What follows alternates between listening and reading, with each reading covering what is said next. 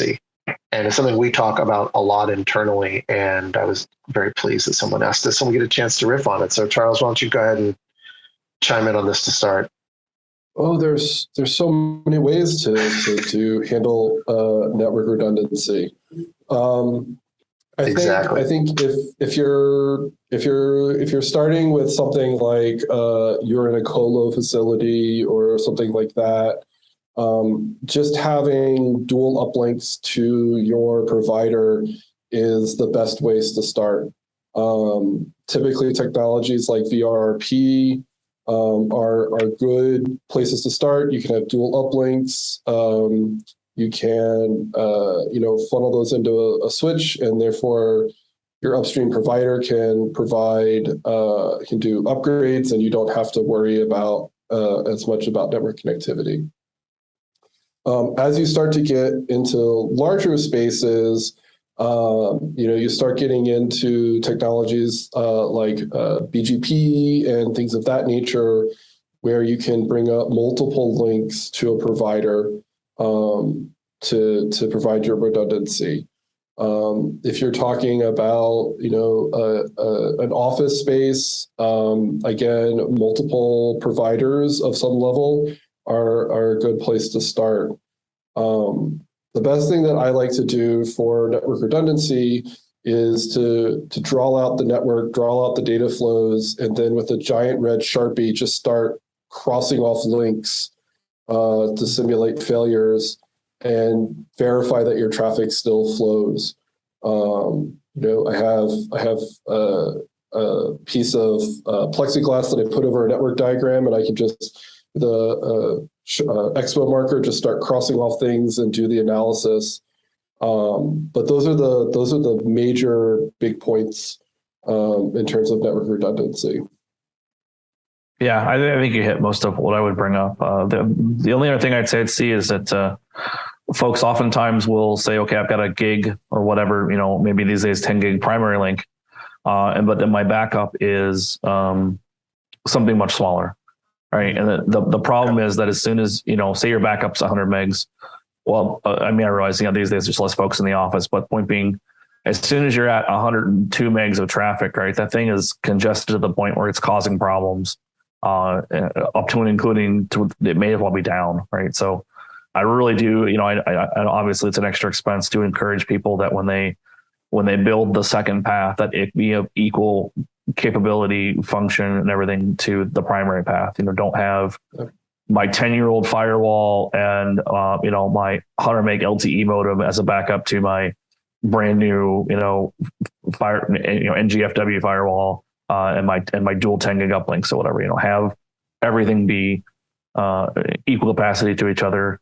After that, you do always have to ask yourself about what it costs versus, what does it cost me to be down, right? Because there is diminishing returns there. Absolutely. Yeah, the other thing is buying redundant hardware, building things in redundant configurations. One of the things I like to think about is I should be able to take out 50% of my network electronics and still be up. Not always an achievable goal, but it is a good metric to start with, and then start having those conversations that Chris asked about. What is the cost benefit analysis of buying that extra switch or buying that extra firewall versus us being down because of that non-redundant piece being out. Are there geo requirements for that? Meaning, if you are going to make that redundant, does it make more sense to say have primary in city A and backup through city B or through location B, or does that not really matter? And I know that brings a whole host of questions in about then how do you connect everything else. But I'm just thinking about in terms of that, if it's a high risk area, perhaps because of weather or any type of natural environment, is there a model that would make sense to consider that geo shift on perhaps the redundant connection? If you're talking about like full, like my business operations and how far away should it be? I would say you want to be a few hours away, right? You don't want to have the same hurricane, earthquake, whatever, take out both things. And certainly if your primary operations are in Miami or New Orleans, or whatever that's prone to these issues, you want to go ahead and get yourself a backup in Chicago or someplace that doesn't have those problems. But again, that's also gets into cost of being down, and thankfully today, if you do it right with cloud providers, that can also be a viable option, and that's if you really do it right, that's shiftable. So the idea of the geospacing really came up simply because of what happened recently in Florida, right? Everybody's familiar with that, and the fact that it's like, that's great if it is all redundant, but if everything is redundant within a very close location, close is obviously defined in many different ways, but in a close location, it probably isn't going to matter. So how do you start to think about that physical distance? Right.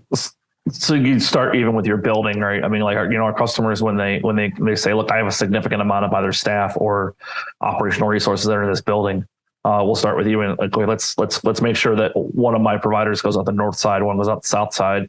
Let's make sure these cables don't touch each other until they've gotten out to another network nexus. One's going out to a Lumen, one's going out to a Verizon, an AT&T, or another, carrier, hotel, some sort of major point of presence, things like that. Okay. Yeah. And then you just keep going, right? And then you say, okay, now where's my next data center? It should be, I'm not gonna say, I'm sure somewhere ITIL has a number, but 300 miles away or 500 miles away or whatever, at least on our different electric grid, I would say. Yeah. The other thing I'll mention is each of your data center locations should be able to stand on its own. You should not put your primary firewall in Miami and the backup firewall in Chicago. That's going to create all sorts of problems. Miami should be able to stand on its own. Chicago should be able to stand on its own. And then you can build a data center interconnect between them to pass data and all that stuff. But if you'll start to run into some major architectural problems if you try to basically treat Miami and Chicago as one giant data center. There's some serious architecture problems, both at the network and the application layer. The latency alone. Yeah, good points. Awesome. Yeah, I love this question. Something we talk about so much inside. We talk about these issues on a daily basis, and when I saw this come through, it put a big smile on my face. It's like, perfect. That's going to open a nice. Yeah, nice internally conversation. We're always striving for. Okay, where else can I add redundancy? Okay, this facility has these features. What can how can I use them so that we're at not just N+1, but 2 or 3 or 4? So